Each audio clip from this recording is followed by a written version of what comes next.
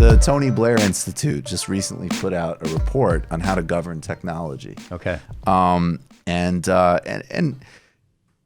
sure, it's Tony Blair, and you could say whatever you want to say about Tony Blair. And in some respects, it actually strikes me as disturbing that it is something like the Tony Blair Institute that is at least putting this type of strategic thinking on the line. Now, I didn't buy his conclusions, but representing Silicon Valley, the last time we had the conversation, I kind of asked you the very basic question about being willing to go up against those interests, which you obviously are. Yeah. But even more specifically, and with your background in the Electronic Frontier Foundation, what are we talking about? Breaking up monopolies, or is that the wrong model? Are we talking about nationalization, people owning their own data? What is the policy set that we should be thinking about for governing technology in the 21st century? The first model I would use is the GDPR. That's the Global Data Protection Arrangement that the EU mandated this spring. And there's a similar law that California has passed that hasn't yet become effective, but will at the beginning of the new year. And a couple of the components of this regulatory framework, for me, there's one in particular and then another one that isn't in either of those frameworks that is also really important. So the first is a requirement for companies to respect the user's right to opt in to data collection. It's the difference between seeking affirmative consent from a user before collecting not just their contact history or their browsing history, but whatever else they might be doing on other platforms. Facebook, for instance, is notorious about violating this right, monitoring what people do when they're not using Facebook, or people who haven't ever tried to use Facebook. It's to improve connectivity.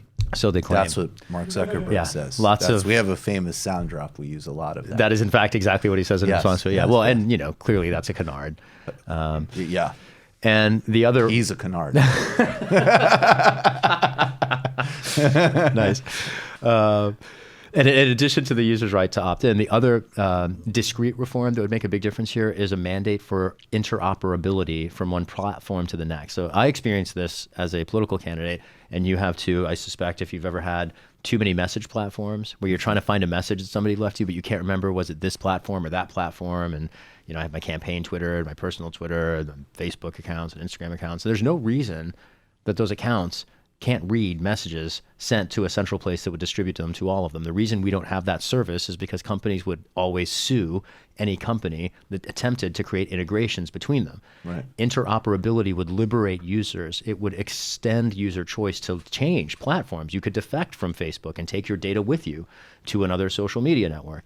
And it is not just the fact of allowing users control of their data and access to it, but providing it in interoperable formats. We have a long, proud history of adversarial interoperability. Any number of hardware platforms, for instance, use interoperable, like power devices, for instance. Mm-hmm. That's hasn't needed to be an object of mandating in the past, but here, where we do see companies carving users up, denying them access to the data, interoperable data, denying them the opportunity to choose whether their data is collected or not, I think it's entirely appropriate to have mandates for these very baseline levels of user respect. What about the China dimension of this? Connecting it with foreign policy, it's fascinating. I can't get over this love fest that we played on the show several months ago with Steve Bannon and Thomas Friedman, because they're supposed to represent, Thomas Friedman's a globalizer, and Steve Bannon, I mean, he's that guy's a nationalist who really cares about American jobs. Mm-hmm. And they both are demonizing China. They're both fascists, though, aren't they? Right. Thank you. Yeah. Thank you, congressional candidate. Just saying. I was burying the lead on that Call me crazy. one. Yeah. Okay. Yeah. Right. Exactly. And they're both demonizing China, and they're both talking about the U.S. rules-based system. And it seems, obviously, relations with China are going to be infinitely more complicated for a variety of reasons. Yeah. But the hypocrisy, look, who cares? Everybody's a hypocrite on some level. That's fine. But functionally, the hypocrisy is not going to work because China is a peer. It's a G2 world. And you can't just say, hey, it was okay when you guys were bootlegging DVDs and we treated you as a giant sweatshop. Right. You guys are moving into 5G and have your own competitive social networks. Whoa, that's not acceptable. And then obviously, conversely, we don't want a world where the Amazon and the PRC synchronize global tech governance. Right. So when you look at China, and I think specifically also what where you'd represent in Congress geographically, like looking towards the Pacific, how do you connect the technology conversation with bringing some smart thinking about China to Congress? I look at China as a dystopian example of how tech can be abused. And the social credit system that they've emerged there is sort of like the system that we here in the United States are hurtling towards without a public mandate.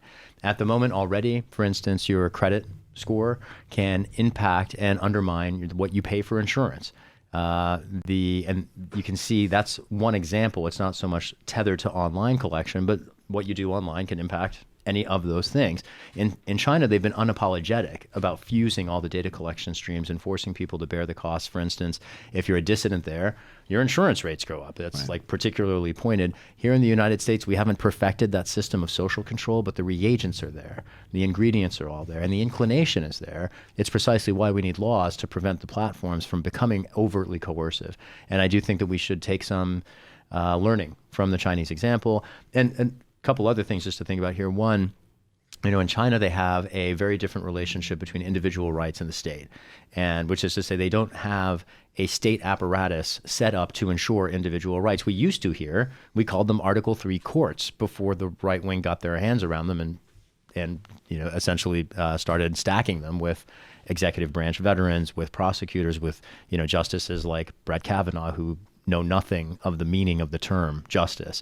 And frankly, I think as long as Brett Kavanaugh remains on the federal bench, the bench institutionally loses its legitimacy. Right. And none of us should pretend that the courts have any legitimacy when there are criminals on the bench at the highest courts of the land. And I think these are examples of the United States hurtling down a Chinese path towards authoritarianism that we should be both alarmed about and also, I would just say, concerned about beyond the dimensions of tech, because I see the co-optation of our courts as more frankly reflective of the Chinese experience than the emergence of big tech, which is problematic in itself. I just think that a looser vector for social control than the loss of a counter-majoritarian independent institution to counter legislatures in defending individual rights. You just watched a Michael Brooks show video. Subscribe to get them all. Why wouldn't you? Don't be foolish. Click subscribe below and become a patron as well. Patreon.com/TMBS. Thanks, everybody.